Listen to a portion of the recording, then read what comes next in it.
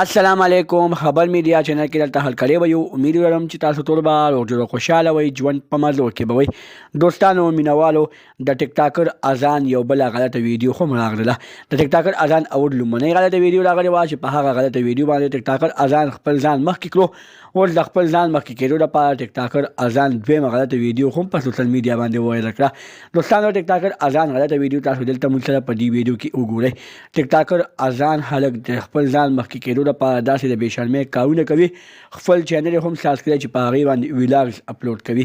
دوستانو ټیک ټاکر اذان ډېر زیات ښایسته دی. د هغه ښایسته والي په وجه باندې هر یو کس هغه سره غلط کار کول غواړي، خو دوستانو دغه غلط کار کول چاته پیدا نه ورکوي. دغه غلط کار کول بلکې نقصان دی، زنا ده، او زنا د انسان پورې یو کس وي، هغه کس به خامخا ادا کوي.